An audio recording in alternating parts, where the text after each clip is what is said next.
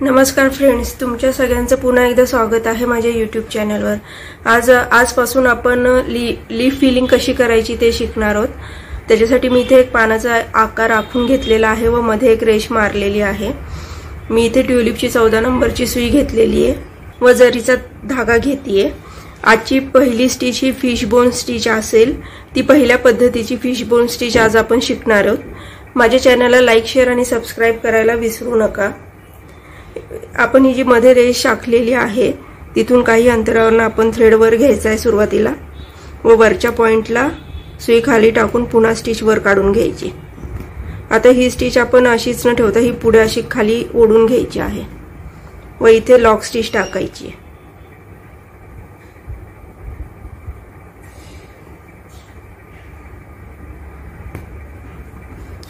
आता मी उजव्या बाजूला पुन्हा वरच्या साइडला स्टिच टाकते व खाली ओढून घेते। पुन्हा इथे मी लॉक स्टिच टाकणार आहे। आता सेम पद्धतीने मी डाव्या साइडला पण स्टिच टाकणार आहे व खाली ओढून घेणार आहे। पुन्हा इथे मी लॉक स्टिच टाकणार आहे।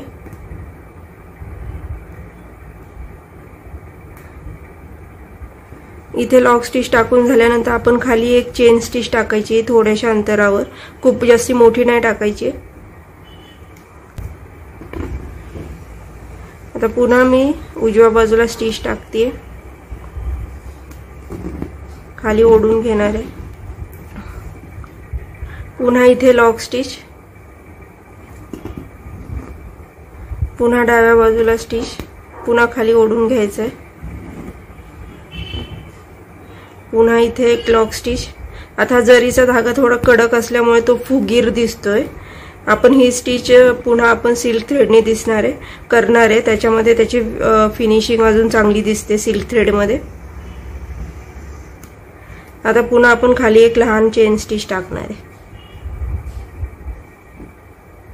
पुन्हा ह्या बाजूला एक स्टिच टाकायची, खाली ओढून घ्यायचं,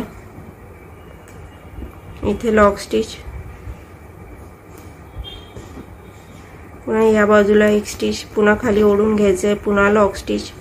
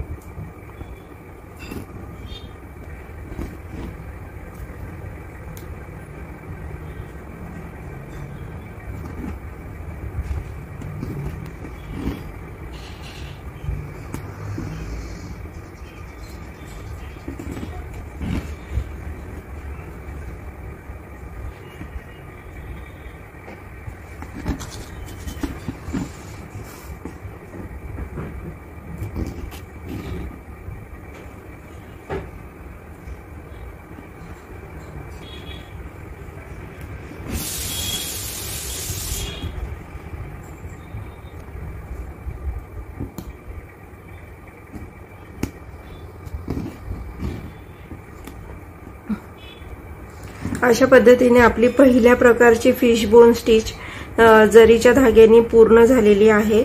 आपण इथे नेहमी लॉक करून घेतो त्या पद्धतीनेच लॉक करून घ्यायचंय। आता आपण पुढे सिल्कच्या थ्रेडनी कशी टाकायची ते पाहूयात। आत्ताची जी फिश बोन स्टिच आपण शिकलो तीच आपण सिल्कच्या थ्रेडनी कशी करायची ते शिकणार आहोत। मी इथे 3 धाग्यांची सुई घेतलेली आहे व सिल्कचा थ्रेड घेतेय।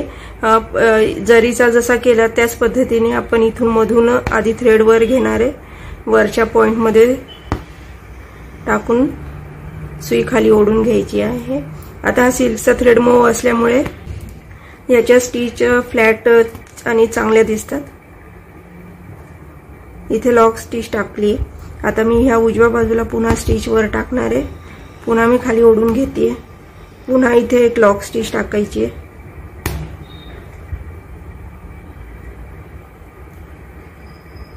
पुन्हा मी या बाजूला स्टिच टाकते, खाली ओढून घेते, पुन्हा लॉक स्टिच आणि एक लहान चेन स्टिच टाकायची।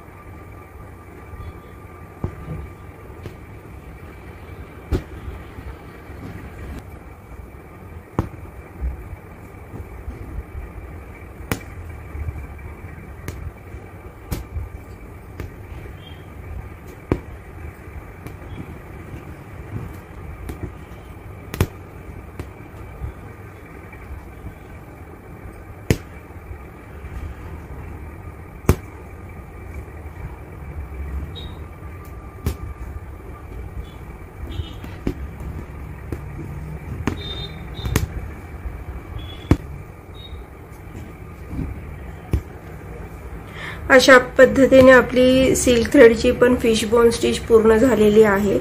आता आपण भेटूया पुन्हा पुढच्या व्हिडिओमध्ये।